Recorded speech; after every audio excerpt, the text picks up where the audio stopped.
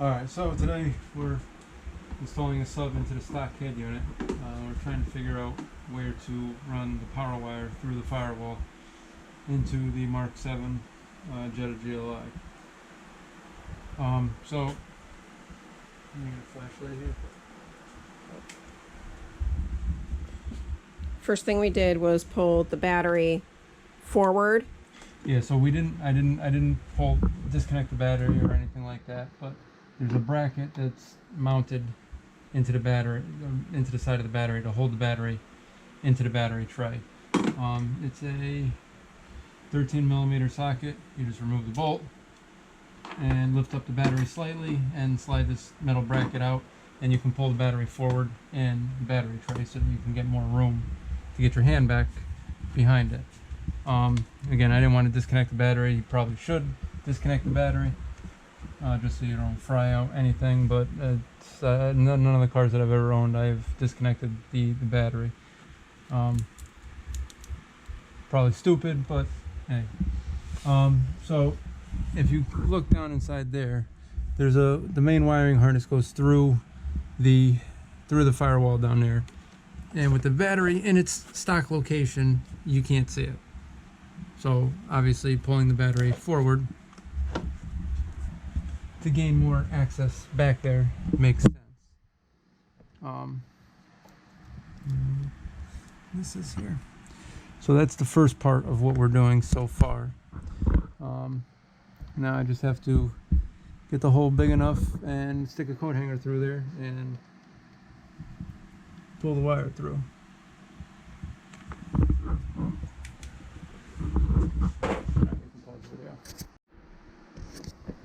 Alright, so we fished the wire through using the coat hanger and electrical tape, but I don't know if the camera can pick it up, but if you look down inside there, it's literally right behind the battery. I'm not sure if you can really see that well underneath there. Let's see if I can't put the GoPro underneath there a little bit. Alright, you can see it a little bit, but there's right next to the brake, the power brake booster right there.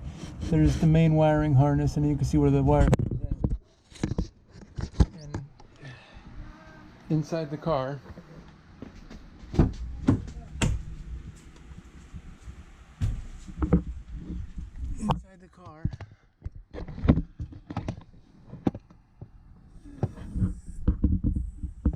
that's where it comes in. So you got your main wires right here, and there's a little empty boot literally right there.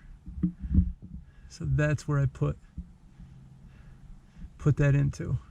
I don't know what's supposed to be in there. Maybe your Jetta has got different options and there's a wire running through there, but mine on the 35th anniversary GLI, there was no wire there. So then you can run the wire down through underneath and all along the door sill all the way to the back where the sub is.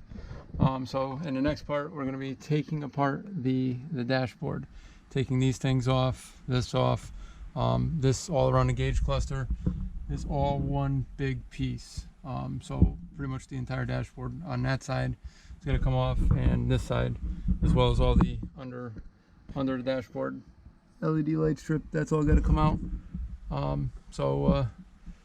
We'll get started on that in just a second. Alright, so I've already taken off this plastic piece. This is the next step, taking apart the dashboard. Just unclips these little clips. And I know you're supposed to use a trim removal tool. You're supposed to use a trim removal tool. However, I don't have one. So we're going to pry it off with this. Here I would suggest using a trim removal tool. It was quite difficult, and it's tedious, and things back there are very brittle on this panel. So just be careful, take your time, don't try to rush it like I did. I did happen to break that piece not using a trim removal tool, and had to go back to the local Volkswagen dealer and try and get another plastic trim piece. I broke some of the clips that were back there. So again, just be careful and don't go hard with the plastic. Okay. All right, so we've removed all the trim pieces and the bezel that's around the steering wheel and the gauge cluster. So that just pretty much goes like this. When it's going back together, everything will go back in like that.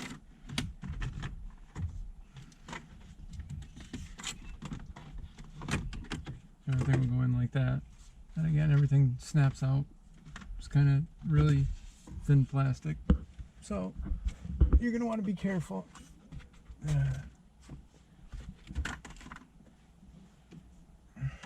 And then you get to this. Then we get this far. Now we have to get the radio keys and take the radio out. Alright, these are the radio removal tools that I used. They're Atlan Euro radio removal tools. They're model AU1003A. Bought them on Amazon for, I don't know, roughly around $6-7, I think, and it was like 1-day shipping. All right, so here we're putting the trim removal tools in. They go down at the bottom corners of the radio. They're a little hard to get in. You have to put them in kind of at an angle, but you'll feel a solid click when they're ready to come out. I want to give shout outs to Christian over at Enfig Car Stereo. He did a better write-up and a better video at taking apart the dashboard than I did. We lost a lot of our footage on taking apart the dashboard. The bottom trim piece is just hanging by the wires, as you can see. I have, and all GLI 35th anniversary editions are going to have the ambient light. A base model Jetta is not going to have this, so this piece you just take it off and put it on top of the dashboard. I didn't want to break any of the clips going to that ambient lighting strip underneath, so I just left the panel hanging there by the wires. Probably wasn't the best idea in the world, but it didn't break, and I didn't break the clips. Those clips that you see on the corners on the strip are extremely hard to get out, and space is really tight back there. So again, I'll link a video to Enfig Car Stereo's video in this video, so you can see a better description on how to take apart the dashboard. There are some screws that you have to take out, and he goes more in depth with that than I do. So again, shout out to him, because this is how I watched his video to learn how to take apart our Jetta. At an angle until it clicks. Then it pulls out. Alright, so here, when you pull the radio out, there will be, you'll see the retaining clips that I'm playing around with here. If you push back against them, it'll release the radio removal tools. If you don't, they'll be locked in there. You can't just yank them out. You do have to push against these to pull them back out. It's kind of hard to get your finger back there, especially if you got big fingers. If you got a pair of needle nose pliers to squeeze those tabs back together, it'll probably be a little bit easier. I got kind of thin fingers, so I can squeeze back there, but it was difficult even with my size fingers to get back there.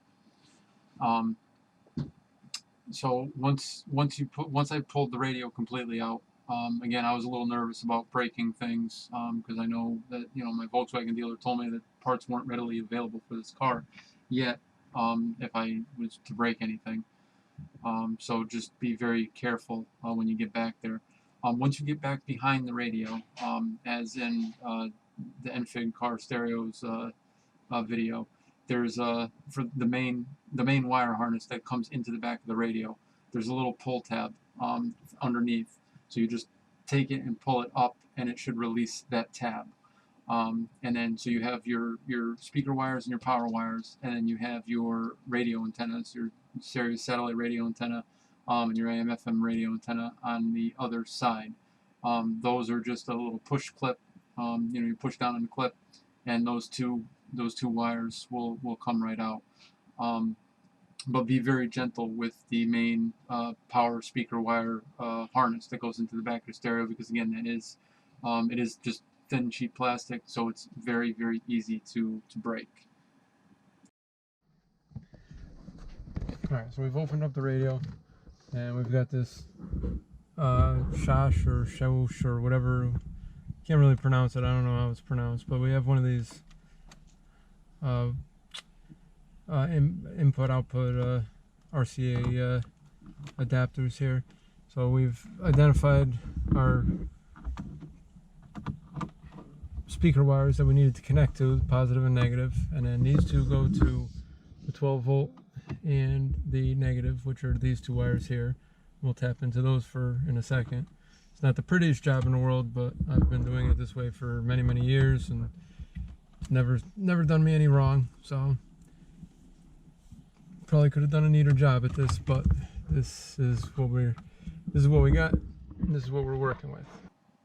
All right, so here you see we have the box connected. I will say that I did go back and solder everything and do it the right way. So I just did it quick in the last part of the video, just so you can kind of see. However, I would suggest soldering the wires and all that. I use a wire stripper just to strip a little bit of the wire casing away, just so that it could, what do you call it, so that you'd have some room to wrap the wire around. But I would suggest dropping a little bit of solder in there, just to make the connection so that it won't come loose ever. So the wires that you want to use are obviously the power wire is the red, so you're going to hook the yellow wire up to the red, and ground wires obviously to black. And the speaker wires that we used, the right rears are, the positive one is violet, the negative is brown and violet, and the left rear is green and white for positive and gray and white for negative. So those are the wires that I plugged up to. I was using the rear speakers to convert to the RCA signal to. So we use the rear speakers, and you'll see the speakers are separate on that wiring harness, as opposed to the power brick. You'll see there's 4 different connections that go into one big connection that plug into the back of the radio. The ones with I believe it's the 8-pin connector that goes into that big black connector, that's where the speaker wires are. Alright, here you can see we've ran the remote turn-on wire and the RCA cables. When you're looking in the radio hole, off to the right-hand side, you'll see a little like space, and it goes down. What I did, and you'll see a little bit better in the next picture here. I ran the wires from the top where the radio is, and I put a flashlight down below by my feet, down at the bottom of the dashboard. So right underneath the glove box, you'll see there's like an opening. So when you run the wire down, if you have the flashlight down inside there, you can see the light and just follow the light down. It's tedious again, and it's very, very hard to get the wires down there because it's very, very tight. So just run the wires down, and then when you get underneath the dashboard and look, you'll be able to see the wires hanging there, and then you can reach up and grab them and pull them out. I ran the wires, the RCA wires with the remote turn-on, down the right side of the car, and I ran the power wire down the left side of the car, just to separate them so you don't get any additional noise out of the power wire. It's probably the best bet to do that. I've had multiple cars where I've ran them both all down the same side, down the same door sills, but there's also a lot of noise that you get. So this is, for me, the best method, and it was the easiest method also. It was the biggest opening to run the RCA cables and get my hand up inside the dashboard. So again, it's tedious and it's hard and it's very tight spaces, but it's really it's not that difficult. Okay, so real quick, We have the back connected. Ran out of daylight over here, so but we have it grounded underneath the rug in the underneath the rug in the trunk. It's where it's grounded, and everything is connected back here. And we're just doing the finishing touches up in the front, and we'll be testing it out.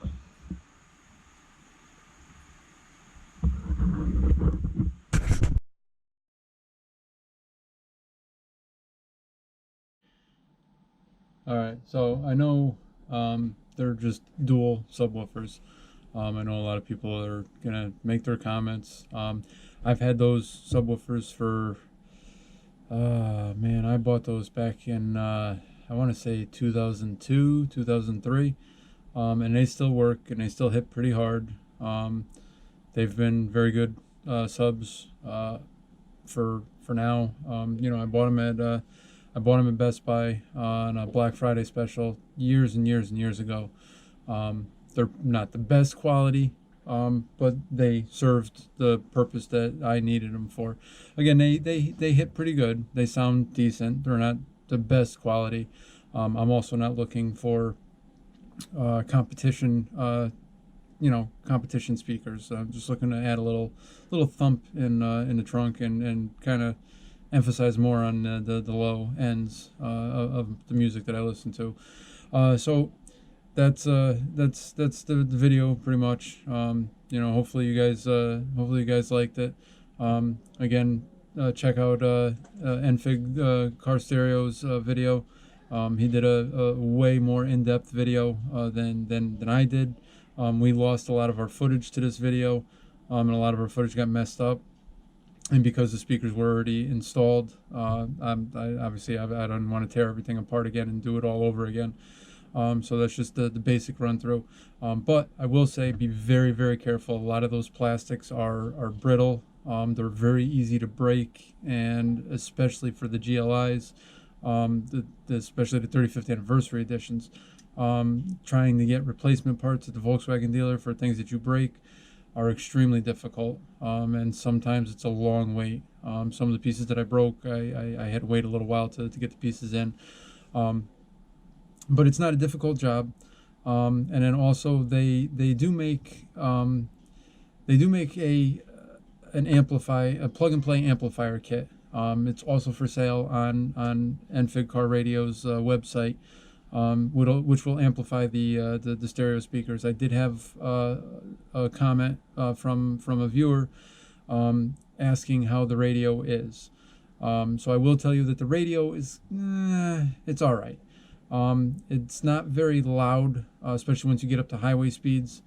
It's kind of really it doesn't really go loud enough for my tastes. And once you get the volume up to about 3/4 of the way up to about maximum volume, which isn't really loud at all, the low end suffers greatly. The lows and the mids suffer, and it's almost sounds like the radio is trying to amplify the high ends, and it's kind of overpowering at higher volumes. So I would definitely suggest trying out that amplifier kit. I will definitely be trying out that amplifier kit in a couple weeks. I'm going to order it. And if I missed something with taking apart the dashboard, I'm going to have to take apart the dashboard all over again to put this amplifier in. You know, he also has a video on how to install the amplifier, but it just sits up on top of that radio in the back there, in the little opening. And all it does is just plug right into that main wiring harness and plugs into the amplifier. Everything is just plug and play. It looks like a quick and simple installation. And I'll give my review on how the radio sounds after that. So again, it's gonna be a good couple weeks before I order that and get that in. But I definitely will be ordering it, and I would suggest that other people order that who have the 35th anniversary edition. I can't speak on the Autobahn edition with the 8-inch touchscreen because I don't know how that radio sounds. I know the 35th anniversary edition, you cannot get the Beats audio in it. You only can get that radio. One of the downsides, I guess. So I don't know how the Beats audio system sounds in that car. If you have a GLI with a Beats Audio stereo in your car, comment below. Enlighten more on how that radio sounds. If it sounds better than just a stock 6-speaker radio. The regular stock Jetta only comes with 4 speakers, and the GLI comes with 6 speakers. You get 2 tweeters up in the door, up in the A pillars, and the 4 door speakers. The radio does sound good, but it lacks. It definitely could use more power to it. So again, I'll be ordering that kit. So thank you for watching this video, and if you liked the video, like, share, subscribe, and comment below.